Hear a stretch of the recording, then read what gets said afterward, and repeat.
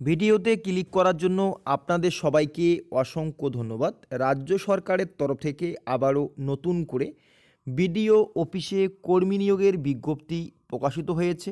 এখানে অফলাইনের মাধ্যমে চাকরি প্রার্থীরা আবেদন জানাতে পারবেন। এখানে দেখতে পাচ্ছেন আবেদনের লাস্ট ডেট 21শে ফেব্রুয়ারি 2024 বিকাল 5টা PM পর্যন্ত চাকরি প্রার্থীরা আবেদন জানাতে পারবেন। প্রত্যেক মাসে চাকরি হলে 11,000 টাকা দেওয়া হবে। বিডিও অফিসে কিন্তু নিয়োগ করা হচ্ছে।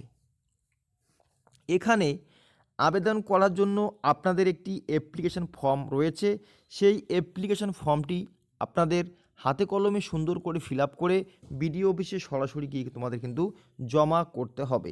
এখানে আপনারা দেখতে পাচ্ছেন হাউ টু অ্যাপ্লাই, কীভাবে অ্যাপ্লাই করতে হবে এবং কি কি ডকুমেন্টস লাগবে, সে সমস্ত ডকুমেন্টসের নাম কিন্তু এখানে স্টেপ বাই স্টেপ কিন্তু উল্লেখ করা হয়েছে। তো চলো আমরা দেখে নেব অ্যাপ্লিকেশন ফর্মটি কিভাবে ফিল আপ করতে হয়। এটি হচ্ছে আপনাদের অ্যাপ্লিকেশন ফর্ম। এই ফর্মটাই তোমাদের ফিল আপ করতে হবে। এখানে কিন্তু বিডিও অফিসে নিয়োগ করা হচ্ছে অ্যাসিস্ট্যান্ট অ্যাকাউন্টেন্ট পদে। আপনারা অবশ্যই এখানে নামটি দেখতে পাচ্ছেন যে বিডিও অফিসের আন্ডারে যে মিড ডে মিলের কাজ করানো হয়, সেই মিড ডে মিলের হিসাবের কাজ তোমাদের বিডিও অফিসে বসে তোমাদের কিন্তু কাজগুলি করতে হবে। তো অবশ্যই আপনাদের কম্পিউটার জানা থাকতে হবে, তাহলে কিন্তু এখানে আবেদন করতে পারবেন।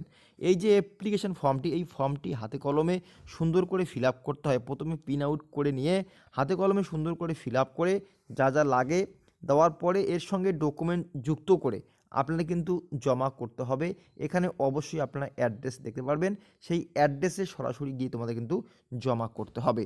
এরপরে আপনারা আবেদন করার আগে অবশ্যই দেখে নেবে কোথায় আবেদন শুরু হয়েছে, আবেদন করার আগে কোথায় ফর্মটি জমা করতে হবে, সমস্ত ডিটেলস এখানে উল্লেখ করা আছে। আপনাদের বিডিও অফিসের ড্রপ বক্সে গিয়ে কিন্তু আপনারা জমা করতে পারবেন, অথবা সরাসরি সেখানে গিয়েও জমা করা যাবে। তো সমস্ত ডিটেলস রয়েছে, আপনারা দেখতে পাচ্ছেন এখানে রয়েছে যে আপনাদের সমষ্টি উন্নয়ন আধিকারিকের করণ ভরতপুর টু মুর্শিদাবাদ জেলায় আবেদন শুরু হয়েছে। এটা হচ্ছে বিজ্ঞপ্তি। অ্যাসিস্ট্যান্ট অ্যাকাউন্টেন্ট পদে নিয়োগ করা হচ্ছে, একটি মাত্র শূন্যপদ রয়েছে। কোন পদে নিয়োগ করা হচ্ছে সেটা কিন্তু ডিটেলসটা এখানে অবশ্যই আপনারা দেখতে পাচ্ছেন উল্লেখ করা আছে। A to Z বিস্তারিতভাবে আলোচনা রয়েছে, আপনারা ভালো করে দেখে শুনে আবেদন করবে।